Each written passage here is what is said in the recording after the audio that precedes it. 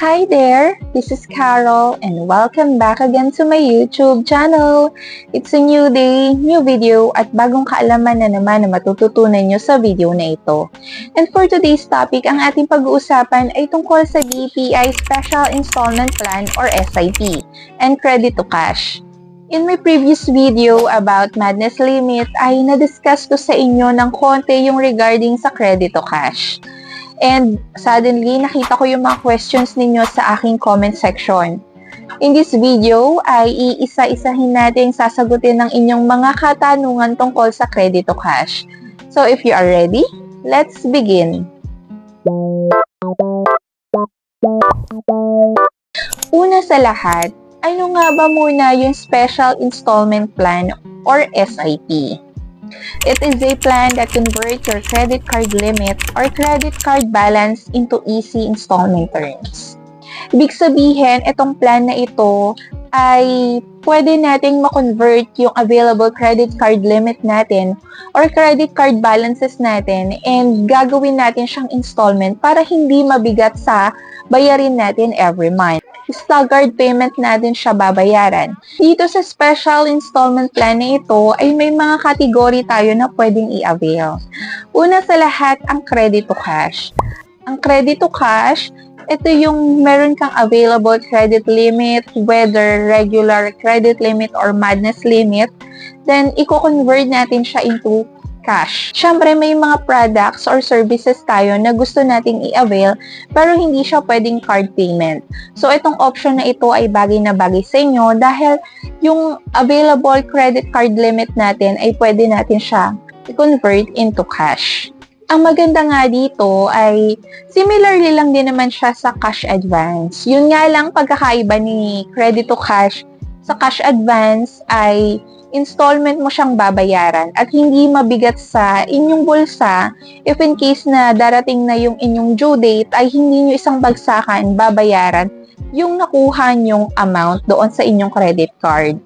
Unlike kasi sa cash advance na once na makuha nyo siya or ma-withdraw nyo siya sa ATM machine ay kailangan next due date nyo ay mabayaran nyo agad siya.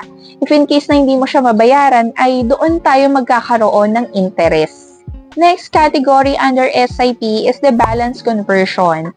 Ito naman ay if in case na meron kang straight payment sa isang merchant or kunwari bumili ka ng gadget and unfortunately ay wala silang option doon na installment mo siya babayaran or hindi siya successfully na installment doon sa merchant na yon, ay pwede nyo siyang i-apply kay BPI para maging installment. And dito sa balance conversion na to ay kailangan at least 5,000 yung straight payment transaction mo bago mo siya ma-convert. And dapat 5 days bago ng inyong due date ay makapag-apply na kayo ng application for balance conversion para hindi siya madamay doon sa inyong babayaran. Next is the balance transfer. Balance transfer, ito naman is if in case na meron kayong mga credit card balances sa other credit card, ay pwede nyo siyang bayaran through BPI credit card. Ibig sabihin, babayaran nyo na yung credit card balance nyo is sa ibang card para installment nyo na lang siyang babayaran kay BPI.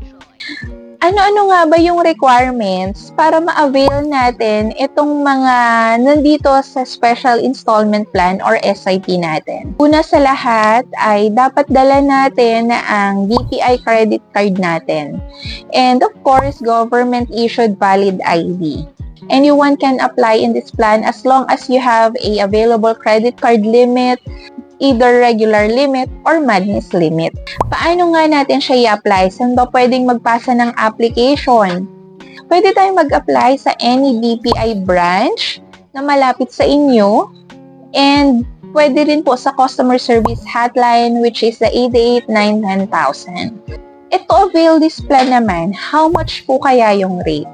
So, ipapakita ko or ipa-flash ko dito sa screen yung regular rate na meron tayo, which is kapag 3 months to 24 months, ang ating rate is 1%. Well, if 36 months to pay mo siya babayaran, is under po siya ng 0.99%. Paano nga natin kino-compute yung magiging monthly amortization po natin, makikita natin dito sa rate na to ay meron po tayong factor rate. So, yung factor rate na yan yung gagamitin natin for the computation kung magkano po yung magiging monthly amortization natin if in case na mag-a-avail po tayo ng special installment plan. And take note guys na this regular rate ay applicable po siya sa credit to cash, balance transfer, and balance conversion. Para makuha natin ang monthly amortization, ang ating formula for that is price times the factor rate. So, if in case tayo ay kukuha ng 30,000 sa ating credit card, dahil yun yung available na credit card limit natin or madness limit, then nakapag-decide ka na kailangan mo ng cash, then kukunin mo lang naman is 30,000. So, para makuha natin yung monthly amortization, price is 30,000 kasi nga yun po yung gagamitin natin or yung kukunin natin to avail the SIP. Then, times the factor rate niya. So, gusto ko 12 months ko lang siyang babayaran. And the factor rate po ng 12 months to pay is 0.093333. Ang magiging monthly amortization ko is 2,799.99.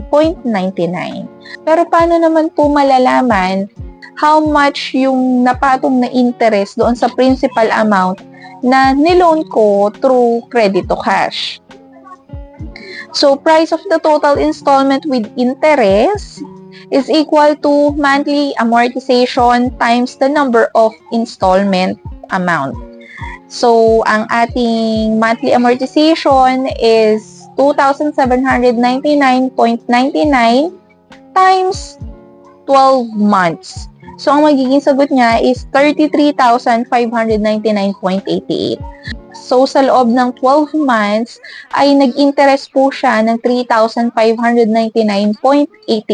Ganun lang po siya computin.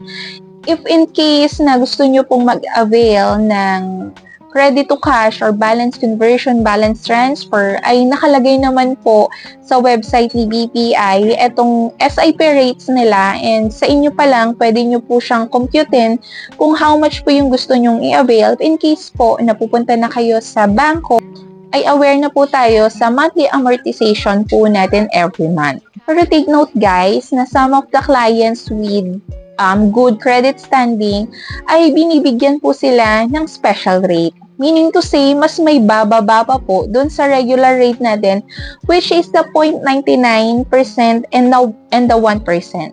Eligible po si client para doon sa mga mabababang rates ay may mga promo code pong sinesend si BPI. Usually ay through SMS or text message po binibigay ni BPI yung inyong mga promo code.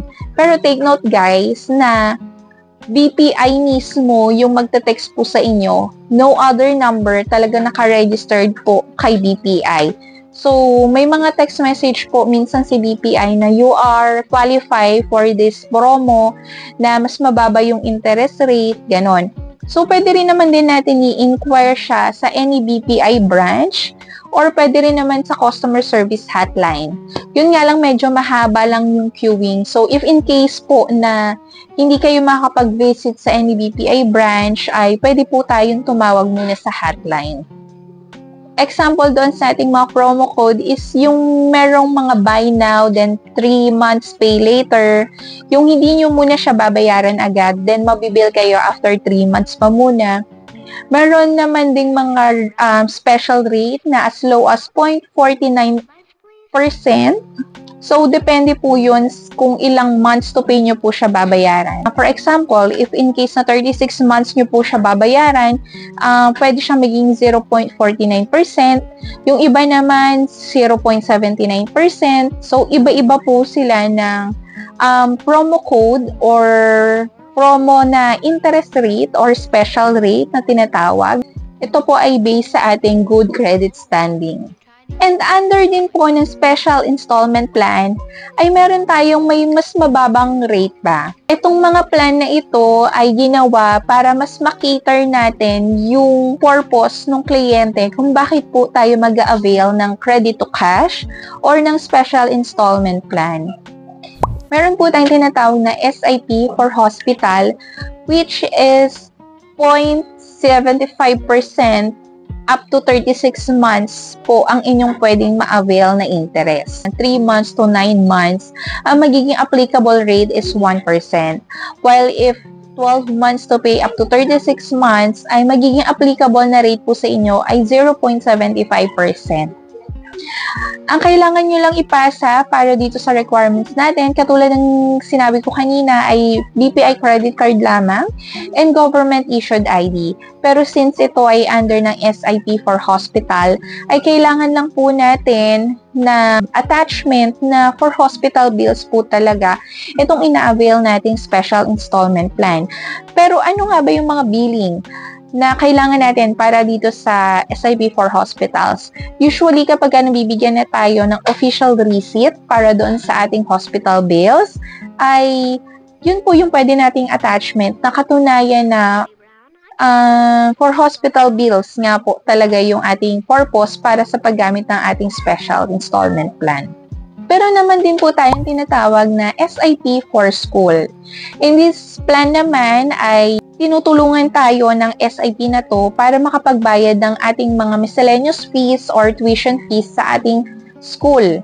So, para naman dito sa school ay kailangan natin din ng receipt na naka-indicate kung magkano yung tuition fee or yung miscellaneous fee na babayaran doon sa school. Ito naman ay up to 24 months with 0.75% po na interest rate. And take note guys na i-avail natin yung SIP for hospital or SIP for school ay kapag ka may amount po na nakalagay doon sa official receipt. For example, ang bill po na nakalagay sa receipt natin is 30,028 pesos point something. So, kailangan i-avail natin po siya ng eksakto or pwede namang mas mababa doon sa amount na nakalagay doon sa receipt ninyo. Pero hindi po siya pwedeng tumaas doon sa amount po na nakalagay doon sa ating mga resibo. Meron nga po ba tayong fees to avail this credit to cash or balance conversion and balance transfer under SIP? Yes, meron po tayong processing fee which is kapag above 50,000 po ay 500 pesos po ang ating processing fee. While kapag up to 50,000 naman ay meron po tayong 300 pesos na processing fee. Gusto nyong ipa-pre-terminate yung ating SIP na in-avail dahil meron na po tayong sapat na pera and gusto mo na siyang mabayaran agad para hindi na po siya nabibill sa inyong credit card, pwede naman yun. Meron lang po tayo na pre-termination charge which is 550 pesos. If ipapa-pre-terminate natin yung loan application natin prior to the first billing, ang magiging pre-termination charge niya ay 550 pesos plus 2% of the principal amount. While naman, if ipa-pre-terminate natin siya after your first billing naman, ang magiging pre-termination charge niya is 550 pesos plus applicable interest of the next billing payments. Pwede naman po tayo magpa-compute sa any BPI branch kung magkano po yung magiging pre-termination amount po natin. Once na magpa-compute tayo and successful po, nag-agree tayo dun sa computation natin na yun, magre-reflect na po yung total amount doon sa credit card billing natin or credit card statement natin. So, antayin nyo pa po yung credit card statement nyo, yung cut-off, at lalabas po siya doon sa outstanding balance. Hindi pa po natin pwedeng bayaran yung pre-terminated na SIP natin hanggat hindi pa po siya nagre-reflect sa ating mga statement. Gaano naman po katagal yung turnaround time para sa processing ng ating SIP? Ang ating turnaround time for this is 2 to 3 banking days bago po siya mag-reflect sa ating statement and bago po tayo makredit sa ating mga account. For credit to cash, yung proceeds o yung i-avail nating converted na limit into cash ay mapupunta po siya or makikredit siya doon sa ating mga deposit account with BPI. Pero paano naman po kaya if in case na wala po akong deposit account kay BPI? Credit card lang po kasi yung meron ako. Ano po yung other options ko? Ang other options natin is magpagawa ng manager's check or MC na tinatawag. Yun nga lang, if in case na yun yung magiging option natin, ay pipick upin mo pa siya mismo sa ating head office na kung saan ay nasa Ayala po or nasa Makati. And dapat within 30 days ay makuha niyo po yung MC. Pwede po bang i-convert into installment yung mga online transactions or online purchases natin? The answer is yes. Pwede po nating i-convert into installment kahit swipe or online transactions man yan, as long as you have a available credit limit or available madness limit. So, pato sa nakita kong questions doon sa comment section. If in case na makapag-avail ako ng SIP ngayon, kailan po yung first payment ko? For example, ang iyong statement cut-off ay every 21st of the month and ang inyong due date ay every 10th of the month. Kapag ikaw ay nag-avail ng SIP bago ng iyong statement cut-off, katulad ng sinabi ko, every 21st of the month ang aking statement cut-off. Kunwari nag-avail ako ng April 15 ng SIP. So, kapag na-credit na ako at napasama siya doon sa statement cut-off ko, babayaran ko na agad siya ng May due date ko. Once naman na mag-avail ako ng credit to cash or ng SIP after ng statement due date ko, kunwari, 25th of the month ako nag-avail ng credit to cash, hindi pa siya mapapasama sa May due date ko. So, mangyayari ay babayaran ko po siya ng June na due date ko na. Kasi mapapasama na po siya sa May statement cut-off ko. Kailangan po ba ay activated ang ating credit card to avail this SIP? The answer is yes. Kailangan po ay activated muna ang ating mga BPI credit card bago tayo makapag-avail po ng credit to cash, balance transfer, or balance conversion. Paano po kung expired na yung card ko tapos hindi ko pa nakukuha yung na-renew na card dahil hindi pa na-deliver? Pero kailangan ko nang mag-avail ng credit to cash. Possible po ba na gamitin ko muna yung expired na credit card ko? The answer is no. Unfortunately, hindi po natin siya pwedeng gamitin for SIP since expired na nga po yung card. Doon kasi sa application form natin ay kailangan po nating ilagay yung credit card number and of course the expiration date. So doon pa lang kailangan, katulad ng sinabi ko, activated po ang card and unexpired po ang ating mga credit cards. Naman po natin babayaran yung SIP na na-avail natin. Babayaran natin siya doon sa ating credit card since credit card limit po natin yung ginamit natin. So, sa credit card din po siya magre-reflect at hindi po siya auto-debit sa ating mga deposit account. Katulad ng sinabi ko, sa credit card statement nyo po makikita yung in-avail nyo pong SIP and doon nyo rin po siya babayaran to settle your monthly amortization. Para po doon sa merong mga special rate, since hindi natin alam kung paano yung computation or yung factor rate ng ating mga special rate, ay pwede po tayong magpa-compute sa any BPI branch na malapit po sa inyo. So, I hope na nakatulong po sa inyo itong video na to para mas maunawaan natin yung promo ng special installment plan ni BPI and yung tinatawag nating mga credit to cash, balance transfer, and balance conversion. So, if you have any product or if you have any questions, I feel free to comment down below lang and try natin sagutin yan. So, don't forget to like, share, subscribe, and click the notification bells for more updates and more videos. So, until to the next vlog, guys. Bye-bye!